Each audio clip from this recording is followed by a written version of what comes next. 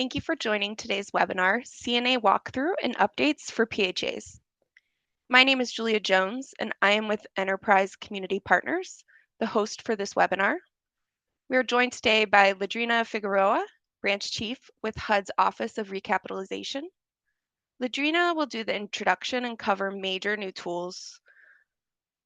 Robert Robinson with Federal Practice Group will cover new features around green decisions as well as summary information on the CNA tool. Following their walkthrough, we will open the floor to Q&A, but before I pass it over to our presenters, I have a few housekeeping items for folks. Please enter questions you have throughout the presentation using the Q&A function shown on the bottom toolbar in the Zoom window. The webinar is being recorded and will be posted on the RAD resource desk along with the presentation slides. To view closed captions during the webinar, you may click on the CC icon in the controls toolbar. And immediately following the webinar, you will receive an invitation to complete a survey on today's webinar. Now I'll turn it over to you, Ladrina. Thanks, Julia, and good morning, everyone. As Julia mentioned, my name is Ladrina Figueroa, and I am a branch chief within the Office of Recapitalization, otherwise known as RECAP. I lead a team of transaction managers that underwrite the RAD conversions for public housing authorities across the country. One of the major components in underwriting is review of the CNA tool. And as an approver of these, I think it is important that we have these listening and training sessions after significant updates have been made to the tool so you can understand what your responsibilities are. So why are we here? Well, as I mentioned, we want you as the PHA to understand what your role is and how and when to interact with the needs assessor as they're completing the tool for your property. This will better prepare you to respond to the future inquiries from your RAD transaction team. We also want you to understand the new updates and features that have been launched within the latest version of the CNA tool, including the focus on HUD's green initiative with making our projects more environmentally friendly. With that being said, I want to make sure that everyone has the understanding that today's session is not a CNA eTool 101 training, so that we won't be spending time on every aspect of the tool. For more of that entry-level training, there are several online webinars posted between the RAD resource desk and the HUD Exchange that we've included on this slide for you. All right, so today's agenda. So specifics, what will we be focusing on today? We'll begin with the updates on the flags area of the system. There are a ton of them, but the benefit is that a good portion of them are now program specific. So you'll now recognize flags that tie into the RAD requirements, which is extremely helpful in ensuring that you're meeting the program obligations. Then we'll have Robert walk us through the updated components and alternatives feature, which is now categorized by the time of replacement, which is great.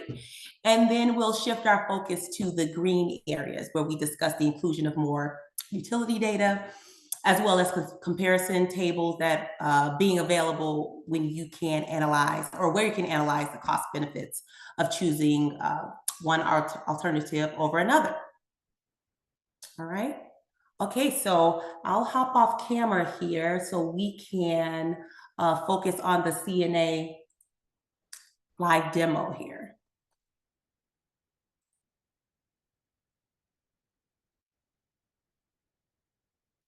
Okay. All right, thanks, Robert. Okay, so let's start with under the, let's see. Oh, the first tab. We're going to start with the first section that you see right now that Robert has on the screen is the flag section. So these are notifications to you as well as the reviewer that something may be wrong with the data in the tool. All right. The flags are sorted by color, which indicates the severity. So, severe flags are appear first in red. And as a note, there should never be any severe flags since you are not allowed to even submit the tool with severe flags to HUD. okay? Warning flags are in orange, okay? These are generated for a lot of different reasons and are usually not a big deal, but something that will need to be explained by the owner or lender. We'll dive into these in a moment. And then lastly, the informational flags. These are just, there are a few instances where these come up. It allows owners to provide information on very unique situations that are recognized within the tool, but just as a note, we rarely see anything here. So getting to the warnings. So we see a description of the flag and a cause note explaining what was flagged and why, right? Again, these warnings require an explanation from the lender or the owner. And there's a space in the second to last column for these notes. And there's also a space where the reviewer, also, AKA HUD, can comment to your response. Okay, so let's take a look at some of these flags more in depth, okay? So the first flag I see is the utility data report not attached. This is common, this is fine. Besides, we'll be discussing utility data later and where it should, this data should be located. Flag 2, it says the assessment submitted to HUD for review is more than 6 months old. Now, this is a great flag. Why is this a great flag? Well, this indicates that there's a possibility of some of the data in the report being stale. Specifically, I'm thinking about the remaining useful life of some of the components. Say your assessor stated that there were, 2 years left on the roof, and by the time the CNA was submitted to HUD, a year has passed, and now only 1 year remains. Well, updates will need to be made to that CNA replacement schedule. One thing I will note with this flag is that HUD's production team uses a 6-month CNA timeframe in their FHA insured underwriting, while in recap, we do use a year, so a 12-month or an annual schedule. But either way, this flag causes us to look at the date of the inspection and make sure that the data we're reviewing is the most recent. And in RAD, again, if the review is done within the last year, we're okay, right? The next flag states that an accessible unit is not on an accessible path. Okay, so we see this from time to time. The owner response is usually, we're addressing this within the rehab. That is completely acceptable. If there is no response here, or we don't see a related work item within the scope, we are definitely asking questions about it. All right. The next 2 flags, 4 and 5, annual ending balance falls below allowable minimum balance in years, looks like years 9 and 10. So the tool is built to notice that your project needs are not going to be met because your balance is going negative way too early in the schedule. In my experience, there have been instances where these were just input errors by the assessor, and they were an easy fix once we returned the tool. If this was not a typo, then you may need to consider, increasing your initial deposits to your reserve for replacement account and or your annual deposits to the reserve account to get that negative balance out the way. The next flag, the ending balance in the financial schedule does not meet the required balance amount.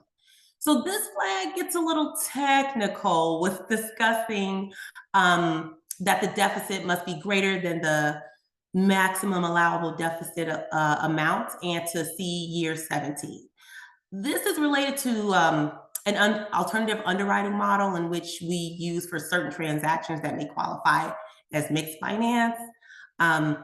Again, that's more of a technical flag and something that we discuss on a different platform, not this one. So let's kind of, move to the next flag, which is remaining useful life less than 10%. So this is a great flag. So we understand that, as owners, we want things to last as long as possible. But with the RAD conversion and a scope of work already being prepared and a rehab plan, this is a great time for us to think about early replacement of items. Okay. The next flag, states that this component may need to be replaced as a non-critical repair. So this is talking about specifically a rolling gate. It's expiring, or the useful life is expiring in 2 years or less. So the tool recognizes, again, that it's scheduled to be replaced within the next few years. So why not place it in the scope of work within the RAD conversion? And that also ties to the next flag. Same statement, that this component may need to be replaced as a non-critical repair. But this time we're talking about refrigerators. So it follows the same logic as the previous flag about the gate, but here's a side note or a tip. Recap does not like to see repairs listed in years 1 through 3, okay? There may be an exception or two depending on a circumstance, but guiding policy is that if you have items slated to be replaced within the next 3 years, let's do the work now. And for the refrigerators, we are definitely requesting that you make that replacement now. Think about why inconvenience your residents with a large rehab now just to come back to make replacements 2 years later. Additionally, the cost of items today may not be the same in a few years. I mean, if anything, COVID has taught us that for sure. So just, think about that when you do see these flags that the tool is giving you, and the recommendations about replacing items earlier than intended. All right, I think that does it for the flag section. Robert, if I haven't missed anything, That's great. No, I good, think good, I'll turn it over to you. yeah, good start, Ladrina. Thank you very much. Yeah, as Ladrina mentioned, these flags are really trying to guide you and your needs assessor in the direction that the RAD requirements follow. So pay attention to these. You'll notice as Ladrina was going through these and I was scrolling along, there is a submitter response, and you are the submitter as the PHA, and you're required to provide a response. Many needs assessors will provide responses on your behalf, but at the end of the day, you as the owner of the property are responsible for those various requests. So I just want to highlight a couple of ones that Ladrina was highlighting for you all to think about, because we see this, as she said, we see this often, particularly the last item she talked about.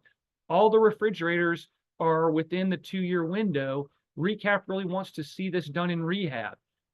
Your response, which again we all often see, is refrigerators are functioning fine, and we're going to replace them at unit turnover. So oftentimes refrigerators are not even seen in some people's minds as a capital item, or they want to spread them over longer periods of time. That's not really how the tool is designed. And we really like to see anything that's supposed to be replaced in the first couple of years. We want to see that in rehab. And then on the 20-year schedule, we want to see it showing up, within the year, or, year before, year after, but not just spreading it across the whole life of the property, or the 20 years that the schedule is covering. We know that that's the way a lot of housing authorities have been operating their properties, and that's, constrained by the funding that they're getting from HUD. One of the changes that you're making going through RAD is to shift to a different model, and this is an example of that. A couple other things I wanted to point out were talking about accessibility. Lots of times accessibility requirements don't need to be done today. They can be done over time, and this is a perfect example of this, where they're going to, in a future renovation, they're going to deal with this accessibility issue. It's identifying it and then figuring out how to address it, and that's perfectly fine. The reserve balances we're going to look at in just a second, but I did want to highlight those kind of few areas because those have been coming up pretty frequently recently. Reserve for replacement balances and those sorts of things. One of the beautiful changes, the things that I love about this tool are some of the changes that we've made. And the first one that I'm going to show you is around this replacement reserve balance. So we've always had a financial schedule tab on this front page that's laid out what the reserve balances are going to be over the next 20 years. But what we have now added is an analysis of this reserve balance and the various program requirements, including the alternative underwriting that Ladrina alluded to, which is unpaid, the cumulative principal balance that's been repaid, and how much more you can fall under that balance based on how much debt you've already paid off. For transactions that don't have any debt or aren't going to put any debt on the transaction, this would not apply. So you would simply be dealing with the top page here, making sure that the balances don't go negative. But you'll notice in the example that I've put together, we have in year 10, the reserve balance goes negative. So that's not allowed. The reserve balances have to stay positive through year 10. If you went back to the warning flags, the explanation that was given was, well, we're going to refinance. That's fine, you can refinance, but your refinancing has to start in year 11. So the analysis has to start in year 11. So it's okay to go negative in year 11, but it's not okay to go negative in year 10. All right. But then when I go negative in year 11, what happens? You're allowed to be negative in year 11, but only to the extent that you're within 50% of the cumulative principal balance. So we've added this chart here to provide the information around that, so you don't have to go do the math, hunt and peck, figure that out. And furthermore, we've added another column to tell you whether or not you're in violation. You'll notice these two violations, whether it's passed or whether it's allowed. What's the difference between passed and allowed? Passed means that the ending balance is above the required minimum balance. So there's always a required minimum balance across the board here. And for RAD transactions, that's simply to not go negative at any period of time, or particularly not in the first 10 years. All right. But in starting in year 11, you can go negative. It doesn't pass the initial screen, but it is allowed. So that's why we have these two distinctions. So when you're putting this together with your needs assessor, you need to think about how you're addressing the reserve for replacement balances, how much you're putting in annually, how much you're putting in initially, and what combination allows you to come through this without any violations. If you do have violations, those aren't severe flags. They are warning flags, giving you the opportunity to explain what you're going to do. But in point of fact, most of the time, particularly in these first 2 years, these first 10 years, any violation, more than likely your transaction manager is going to send the needs assessment back and say, no, we need to fix that. But that is a nice change that we've added for these. You as the PHA control this entry, and I'm going to show you where you do that in just a minute. The last piece I wanted to show you is just a little bit more information around what the specifics are for that. So you can kind of see exactly what's been entered. So in this case, we've entered $250,000 as an initial deposit, and then $260 per unit per annum in an annual deposit. So that's how we're getting to those numbers that we looked at. So again, on the main page here, this kind of front summary page that I like to call it, you're seeing exactly what you need to do. Okay.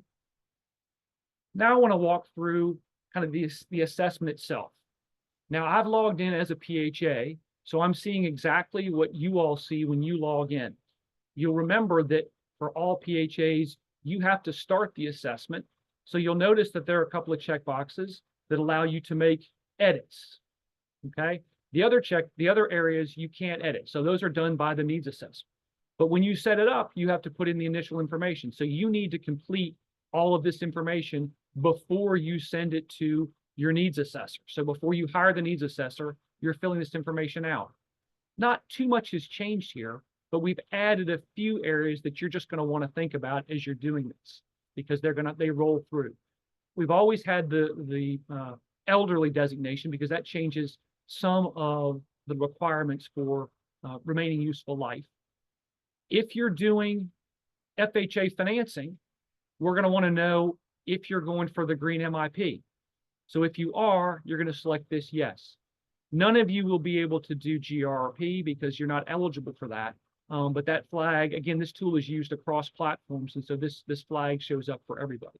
But I do want to point out that if you're doing FHA insurance, you can get a discount to your mortgage insurance premium for green items. And I'm not sure that a lot of PHAs out there have been aware of that. So it's a nice benefit. FHA is a great product anyway, but allowing for this green MIP is fabulous. So what does this flag do? This checkbox changes some of the requirements, and we're going to look at those in a minute. And it also resets some of the flags. So this is a nice change for you here on this page. Okay. Another place that I wanted to point out that's critical now, that's not been critical before, are the utility types and rates tables. This must be filled out. So your needs assessors need to do this. The messaging from FHA and from RECAP have been, this must be completed, because there's a much more robust, that we're going to look at in a minute, much more robust analysis of various utility consuming items and your determination on which alternative you want to use. So not only the recommendation that the needs assessor is making for you to do, but also your ability to say whether or not you actually want to take advantage of that. So you need to see those alternatives, and we're going to look at that in a minute. But in order for the calculations to work, we need this table filled out. So in the past, this table's been incomplete. This is going to be another area that the RECAP office will be pushing back to make sure that these are complete. Okay. So let's jump into something that you all are mostly familiar with. Again, all of these other areas haven't changed that much. There are a couple of nuances here or there, but they're less impactful than these ones that I'm showing you. When we go to the components, alts, and recs table, this used to be one long list. So when you open this, there was just one list of all the components at the property that the needs assessor had put in, that you're analyzing with them, that you're considering for replacement, things that are going to fail, that sort of thing. It was just one long list. What now you'll see is there are 3 separate lists separated by the tabs, and the tabs are driven based on when the item is going to be replaced. So these future replacement components are items that are not getting replaced today, but are going to show up in the 20-year schedule. Okay. Critical repairs are what have always been considered critical repairs, things that are going to be done prior to closing. So something that the needs assessor saw when they went out to the site that needs to be fixed now. The example here, the easy one is, concrete sidewalk trip hazards. So the needs assessor saw that as a need. That's going to be a critical repair. You're going to need to do that prior to closing. Okay. We also then have the non-critical repair. So the non-critical repairs have always been confusing to folks, but this is rehab. So these are items that are going to be replaced in rehab at, conversion. So these are the items that are going to be replaced now, and these are the items that are going to be replaced in the future. Items that are replaced now that are then falling inside the 20-year schedule and will need to be replaced again will also show up in the future needs on the table, but they won't show up in this tab. So if I'm looking to see all of the components that have been entered at the property, I have to look at all 3 of these tabs to make sure that I have all the components of the property. Okay, so that's a slight change. We are giving up a little bit by having them spread into the different components. But I think at the end of the day, it's going to make it a lot clearer for you as a PHA in reviewing what your needs assessors are recommending, as well as for what the RECAP office and the transaction managers are taking a look at to see what your rehab schedule looks like versus your 20-year schedule. Okay, so let's take a look at what this particular CNA is flagging for rehab. And I want to kind of scroll through this and take a look at it, and I'm going to show you another feature that we've added. So all of these items are things that have been recommended to you. So this was done by a needs assessor. They recommended to you that these be done as rehab. You'll notice that we've changed some of the column headers a little bit. We've added this slash. So we now have the assessed versus standard remaining useful life. And we also have the age and the estimated useful life. So in this case, the concrete pavement repair item that's being recommended is a repair item. Concrete typically lasts 50 years, so that's why it's showing up here. There's no assessed age because we're doing a repair, and the costs are showing up right here. So we see immediately, what the cost is, what the component is. And if there were any utility information, that would show up here. So if I scroll down, you'll see that one of the items that we've added does have a utility cost. So the ranges, so any utility cost is going to show up here. Okay. If I dig more deeply into this and I open this up, you'll notice a couple of things that we've added. First, you'll notice that we now have this little leaf, hand holding a leaf. That indicates that this is a green item. Okay, so that some items are green, some items aren't green. But when I open this up and we see the green has been selected, that means that generally speaking, we need to see two alternatives. I think you all will remember, if you've been in RAD for a while, you'll remember that Energy Star components, if an Energy Star component is recommended, then only one alternative is required. Okay, but this flag is to remind the needs assessors as well as you as the PHA and the owner that if you've selected the green alternative, you have some additional requirements. You need to do some analysis. Okay, which I think is super helpful for everybody. You also can see, if I hit this plus, you can also see any other recommendations, alternatives that are there. So in this case, despite the fact that we have an Energy Star component, we did enter another alternative, but you'll also see this little thumbs up. That tells you which one was selected. So in this case, you see that the Energy Star component was the one that was selected. You'll also note that the Energy Star component is the one that has a lower utility cost. So I can quickly see here that, yep, I went with the more, again, we're doing it off of cost, so I can't really use the term efficient, but in essence, you're picking the more efficient one because the annual costs are lower. Okay, so this nice summary information gives me that here. But as I scroll down, I'm going to notice all of my information is very similar, except we've added another utility type. So in cases where you have a gas range that we're going to then potentially convert to electric, we can do that analysis here. So I can enter in a gas range, and one of my recommendations might be to convert to electric. And so I can compare both the gas versus the electric and have a easy comparison for you to look at and see which one makes the most sense. Okay, a lot of this is going to be driven by decarbonization and more efficient utility usage, whether that's gas, electric, or water as well. That all of that is flowed through here, and you'll see that some of these things that have been being used before, they're just showing up a little bit more concisely for you. Okay. Other thing that we've added is an additional analysis on repair replacement. So I'm going to go down all the way to the bottom. So we've added a nice feature at the bottom here that compares the current components against the alternatives that have been entered. So this is a nice little chart that says, here's what my original component, here's what it cost, here's the utility usage right here, and here's my greenhouse gas emissions. Okay, and then it also provides it for the other two alternatives that have been shown. So I can quickly see which one is saving me more from a utility perspective, energy usage, but also if I'm focusing attentions on greenhouse gas emission and I'm trying to lower those, I can see which one from that perspective is lower. Okay, so it's a nice snapshot, a nice place for me to go. So as the owner, I'm making the decision. The recommendation might have come through from the needs assessor that they wanted to just go ahead and do a standard range because it was more efficient enough.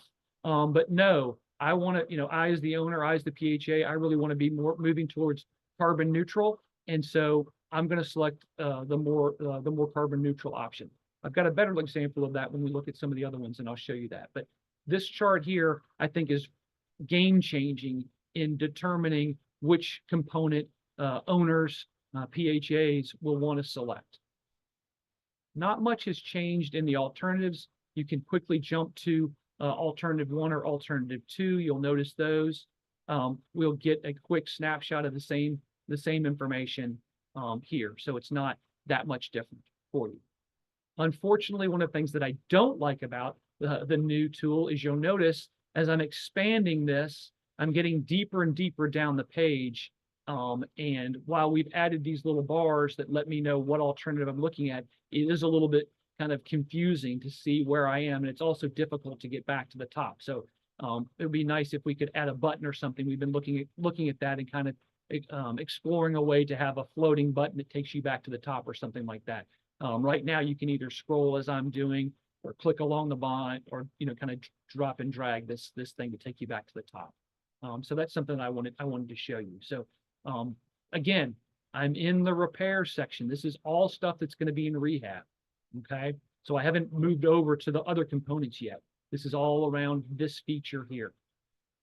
So as I go through this, and I've got my recommendations from the needs assessor, I'm thinking about what I want to do. New feature that's added is this new repair needs analysis. So in working with my needs assessor, I wanted to have them show me a couple of different scenarios. So I was interested in the most green, all of the green alternatives, and I wanted to also take a look at the energy efficient alternatives as opposed to what they have proposed. So this proposed list is what the needs assessor proposed for my rehab. Again, I'm focusing just on rehab. So this is what the original focus was on rehab. And then I have two lists that have been created. Okay. When I click on those lists and I go over to the non-critical repairs component, I see what they've selected. So for this first one, I mentioned that this is the alternative with the most green. So regardless of whether or not it's a utility or save or not, this is kind of the most green alternatives. So in this case, we went with a glass, highly insulated glass entry doors. We went with programmable thermostats. We went with the Energy Star range. We went with a greener soundproofing ceiling tiles that needed to be done. And we went with hardy plank, again, a green alternatives for fascia board. So that's what I asked for my needs assessor to show me what would that look like if I went as green as I could, as opposed to what the needs assessor, had recommended. Okay, so that's what the list first showed. That's what this $200,000 list looks like. That's compared to the original component cost. I can also see what the utility savings would be, the greenhouse gas reduction. Okay, and then to the extent that there's a total cost to operate change, which is a fancy way of saying the original cost of the item divided by its useful life plus any utility cost. That's what I get to as far as total cost to operate. Okay, so that's what this list looks like.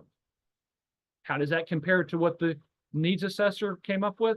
Well, they're at $165,000. So for another $35,000, I could have the greener of lists. Okay. Now I said I only am focused on utility savings. So I don't really care about the greening of things. I care about the utility savings. So in this case, programmable thermostats are going to help my utility savings. The Energy Star range is going to help my utility savings. Debatable about the entry doors. Okay, so I didn't select that one. Definitely not. This is the soundproofing of the ceiling is not going to change anything. And more than likely, a hardy plank versus a regular fascia board is not going to change my green performance. Now, it might, and so I don't want to get into the nuances of arguing about that with folks, because I can make arguments either way. But for this example, that's what I went with. So the more defined term, utility savings. So those are the recommendations that were made. I can see those here, the choices. Again, I see what my savings are. I see what my greenhouse gas reduction is. And again, more expensive than my original components, but that's going to be the case in all of these. But then I look at what the needs assessor submitted, and then I look at this cost, and I'm like, oh, so for $2,000 more, I can save more on my utilities. Okay, I'm happy to do that. That's what I'm thinking I'm going to do. So that's a quick way for you to do that. There can be up to 4 lists. So for a more complicated transaction, if you wanted to focus on envelope items on one list or just unit upgrades on one list, lots of different flexibility for you to ask your needs assessors to put that together for you. So when you're working with the needs assessors, this is a new way of exchanging information back and forth so that you don't have to rerun scenarios all the time. Okay. Another way that this could be used, when you get comments back from the transaction managers, when you come in with your financing plan, you can see what the needs assessor proposed, and then you can have them create the list that the transaction manager is now asking you to put together, and you can see what that comparison looks like. Okay, so we've got a couple of different opportunities for analysis here. All right, but again, this is focusing on just rehab. So has nothing to do with the 20-year schedule. This is just rehab items. So if I didn't include it in rehab, it's not going to show up on these lists. And if I didn't include it in rehab, it wouldn't be on this tab. So anything in this tab is going to show up on this repair needs analysis. Okay. So now let's jump over to the future needs. And let's take a look at some of those examples that I wanted to give for you. Okay. So let's take a look at this. Well, let's look at the AC units. So like all of the needs assessments, we've got the original component that's been added to the top. We've got the analysis that the needs assessor did. So in this case, the standard remaining useful life is 7 years. The assessed remaining useful life from this particular needs assessor was 8 years. So they think it's going to last a year longer than standard. Okay, so that means that this is going to get moved into, year 8 of my replacement schedule. How much did the original item cost? Again, this is for comparison purposes. So one of the questions that we often get from needs assessors, not necessarily from PHAs, from needs assessors who are completing these, is how much information do we really need to have on this? How accurate does this need to be? This just needs to be an estimate. It's okay for you not to get down to the penny. Don't have to, verify it through invoices and that sort of thing. Unless, of course, it's a newer component and you're trying to get a benefit to be able to stretch this out a little bit longer. Okay, so that's an area that you need to think about. We do want to have relatively accurate utility information because, again, that's going to make a determination on which component is the better alternative for us to look at. Okay, we've added this greenhouse gas emission section, so this is going to be new for everybody. So it's not something that is required at the moment. It's not something that I imagine transaction managers are going to be pushing back on if it's not complete. However, we are encouraging needs assessors, we're encouraging you as the PHA to consider that, to make sure that you're asking for those to be included, because sooner rather than later, it is going to become a requirement. And it's a good thing for us to be thinking about. And there's some nice alternatives to look at. If you've got natural gas components and you want to reduce carbon emissions, and one of the easiest way to do that is to move to electrification. And there are some opportunities there, some other government funding items. Department of Energy's got some stuff that's come out recently to decarbonize and to electrify things. And so it's things for you all to consider. And this is a good place for that analysis to happen. Okay.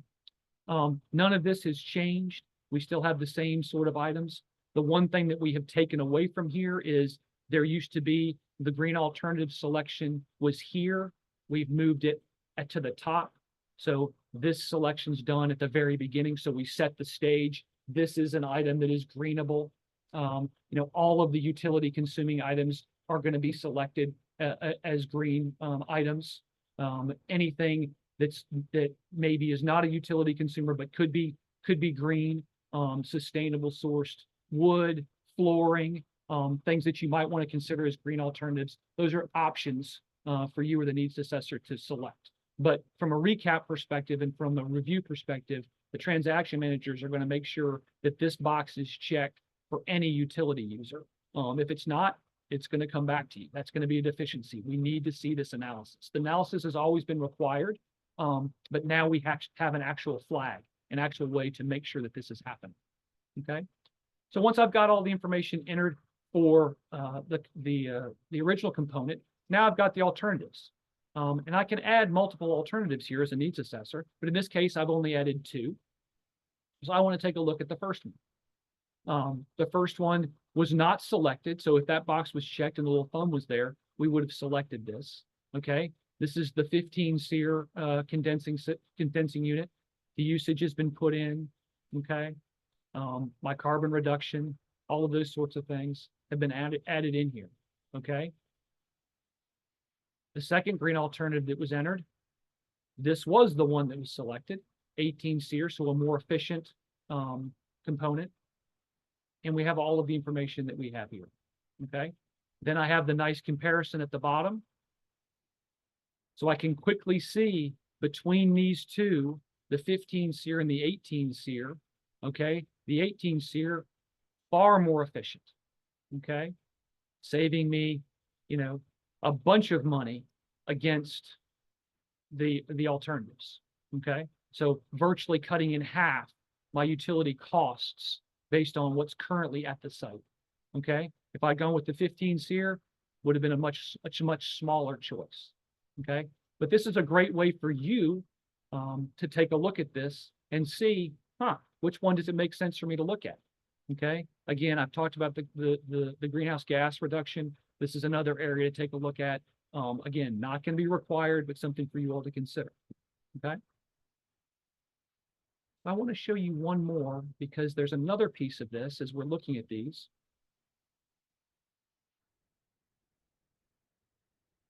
There's another piece of this analysis that we're taking a look at, and that is early replacement analysis. So you notice in this particular case, these are asterisked and highlighted.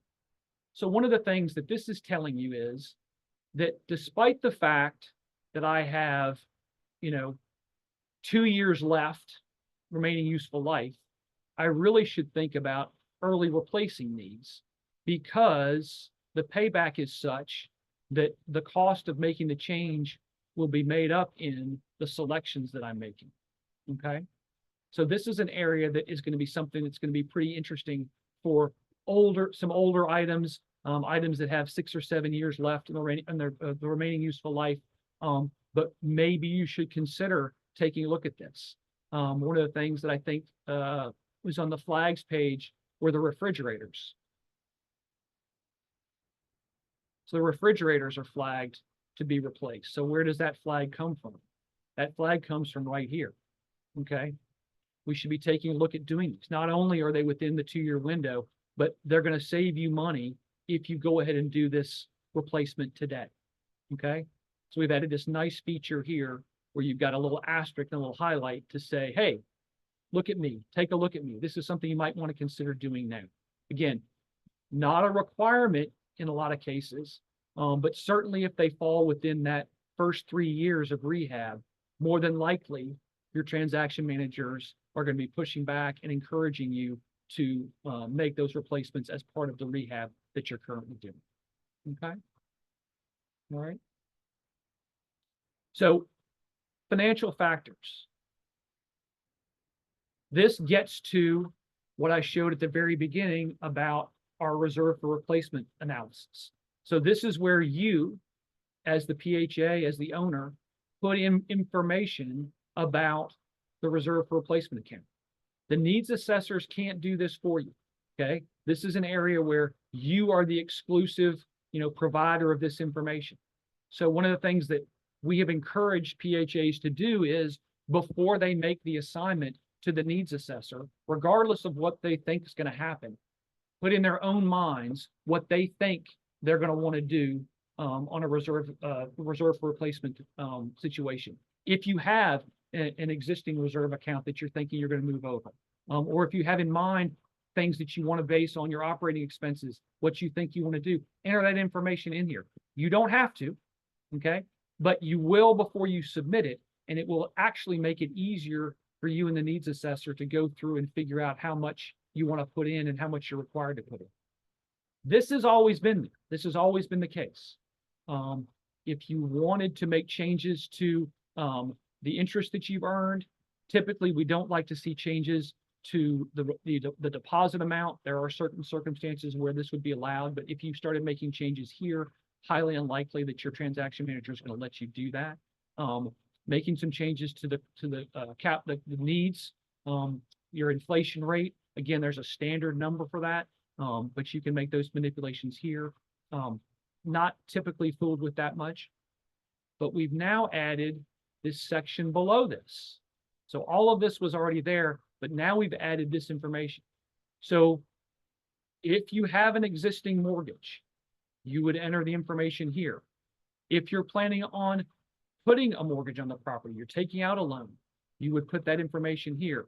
This then makes the test that we did on the first page where the cumulative paid principal balance is analyzed in those last years 11 through 20, that makes all of that work to make sure that you're inside of the required items. So this is where this gets put in. So the alternative underwriting criteria that Ladrina mentioned is now captured directly in CNA tool. So you don't have to use a worksheet.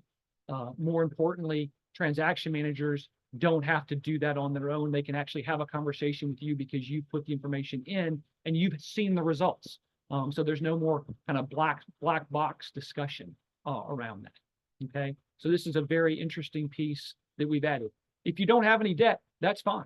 Don't add any information in there.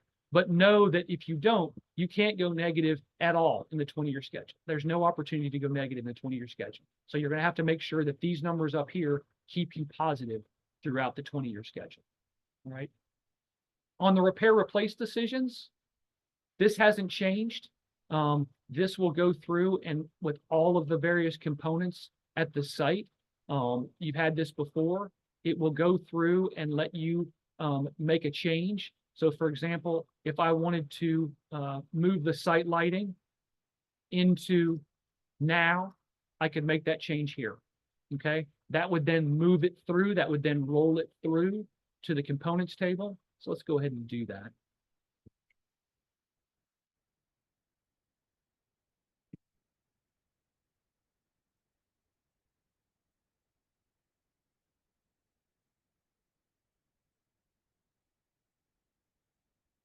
So when I do that,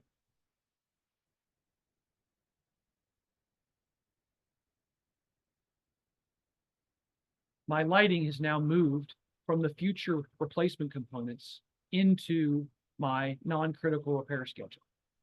Okay, and you'll notice, just like all the rest, it's been added through here. I put the LED lighting in, so all of those items rolls through. Okay. So you have the ability to make that change. So if the needs assessor isn't recommending something that you want to do, you don't have to follow their directions. You can change that if you want to. Okay, I don't know that enough owners and housing authorities are aware of that. It doesn't change the recommendation from the needs assessor, but it does move it into the repair schedule. And so when you're looking at what you're doing, the repair analysis is all now changed. Okay, so this has now been updated to my new list. Okay, so that's going to have my new numbers. So everything rolls through for you if you do that. Okay. A couple other things I wanted to point out. We are asking for needs assessors when they fill out the assessment scope. They're asked a series of additional questions.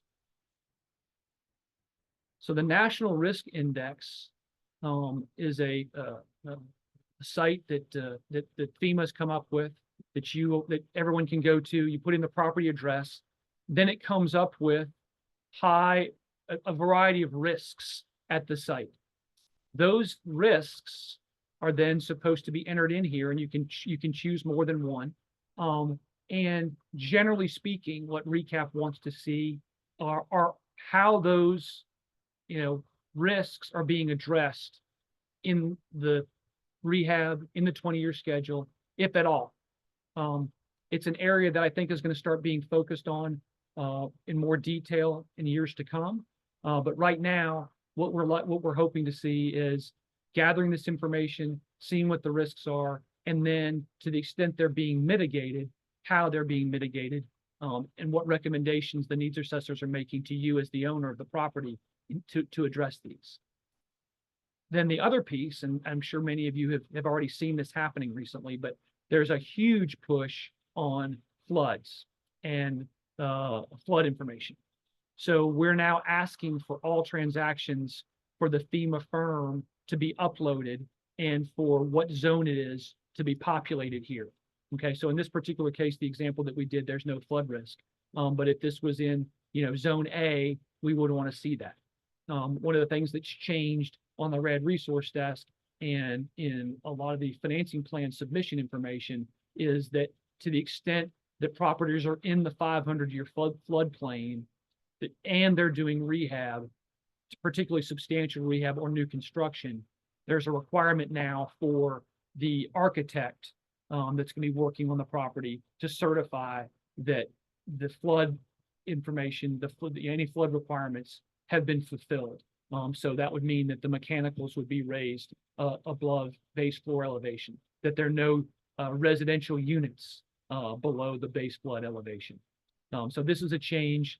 This is a data gathering exercise mostly, but this is going to roll into recommendations and that sort of thing in the coming years. So this is something that's new here. Your needs assessors will be completing it, but it's something for you to take a look at and understand at your property. I mean, what is your NRI score, and is the property at risk? And if so, are there easy things that you might be able to do to mitigate some of that risk? In particular, off the top of my head, people that are properties that are in kind of hurricane areas, and the roof is needed to be replaced. Consider a metal roof. Consider a fortified roof. The costs of these items are not so great that they don't make sense, particularly given the fact that you may get a break on your property insurance, or certainly the likelihood that you won't lose your roof in a hurricane event go down dramatically. It's something that the recap office is seeing in some of their other programs that are rolling through. So this is something for you to consider. The last piece that we've added that I wanted to show you are owner notes. So unfortunately, I have not assigned this. You have to assign an owner, which I did not do for this one. We were having some back and forth with the folks who helped me put this together, and we didn't get that done in time. But if I was assigned as the owner, which I should be, then I can add owner notes here. And these owner notes can be added during the needs assessments work. So if I want to go in and take a look at a needs assessment, so let me go back to the home page. So you'll notice that these have been submitted to me, so they're on my desk. But notice that this one is on my partner's desk. So that means that the needs assessor is still working on this. Well, if I go to this one and I see that they're doing some things, and I look at some recommendations, for example, or if I look at some components that are being pulled in there, and I want to send them some comments, I can go to this owner's notes page, and I can actually add comments in and have a correspondence with the needs assessor inside of the tool. So if I wanted to make some notes saying, please take a look at Fortify. I noticed that you didn't include any roof alternatives. Please consider a fortified roof and get an estimate for that in my analysis. You could do that here. So that's something that we've added for a little bit more back and forth, because we really do want the needs assessors and the owners, you as a PHA as the owner, to have that back and forth potentially in the system itself. So that's something that we're trying very hard to work through. So I spoke probably 5 minutes more than I wanted to, but I had a bunch of stuff I wanted to cover, and hopefully got you guys through a lot. But I did want to have some time at the end for questions. So I see Julia has rejoined and Ladrina's rejoined. So Julia, you're monitoring questions. Any questions, comments, thoughts have come through? Great, thanks, Robert. Not quite. We don't have very many questions in the Q&A. So if you do have questions, please do enter them in the Q&A. You can find it at the bottom of your screen in the Zoom toolbar. We did have a suggestion that there's a keyboard shortcut you could maybe use to get back to the top of a page if you're working on Windows, and that is using the Control and Home keys on your keyboard. I don't know what that is on a Mac, but you could give that a try, Robert. Maybe that'll help. Great idea. Let's try that. Let's definitely do that. And while we wait to see if any other questions do come in, what are some of the common errors you see in the tool? If you could share some of those. Ladrina, you want to give that? Yeah, so I feel as though a common one, which shouldn't be very common, is sometimes we see excluding components out of the tool completely. So as we were talking about, like refrigerators, for instance, we've seen appliances not being put in the replacement schedule. And, we figured out that, we understand that as public housing authorities, we're used to replacing these items at turnover through, your operating budget. But the whole purpose of a RAD conversion is us, making the reserve account or saving for those type of replacements in the reserve account. So we've had to, send the tool back to say, hey, we still need to budget to replace, refrigerators in their respectful year. So that's one that comes to mind. And then, as I mentioned earlier, for one of the flags, if we've had an inspection date older than a year, we need an update from the assessor to that CNA, because again, we will have old information. So we have sent back CNAs for that reason. So typically, Ladrina, I think that's an important point. So typically what I think you all have asked for is, a year to maybe 16 months, you get a desk update, 17 months, but anything older than that, you're going to want a whole new assessment. So if you've got a needs assessment that's 18 months old when you submit your financing plan, you're going to need to do a new needs assessment. Yeah. Good. Yeah, and then as Robert mentioned too, now with the new utility data that we're gathering, we will need to make sure that we are filling out that information, because that will be a reason to send the tools back as well if we don't have that utility data input.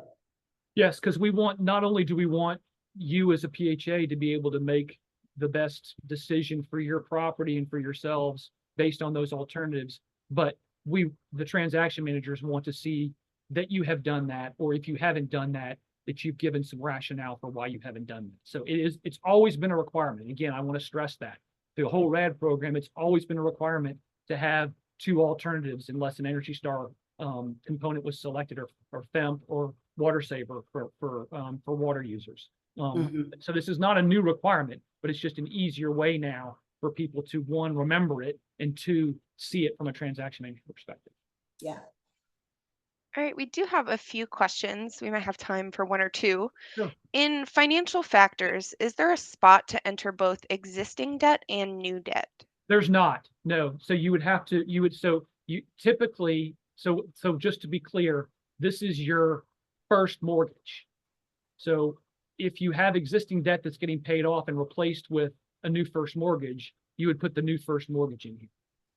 But there would be no real reason to have multiple debt sources here, because you really can only have one first mortgage.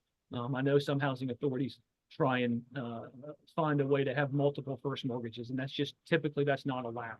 So you would put in whatever permanent mortgage you're doing. So if you have existing debt that you're paying off with the new first mortgage, put that in. Okay, and then I just want to squeeze in one more. How long does this whole process take to complete the CNA review? That's a great question, Ladrina. It depends on the assessor. I would say, in fairness, I would say it. So the quote unquote whole process. So if I'm in your shoes, I'm a housing authority. I come into the RAD program. I order a needs assessment. It's going to take the needs assessor 30 to 60 days minimum to complete a first draft, probably 90 days, right? Then I'm going to go back and forth with them for 30 days. So I'm at 120 days. Then I'm going to figure out how I'm going to pay for everything. I'm going to go put my financing together. That takes me another 60, 90 days. So, I would say that, that's a typical how long it's going to take.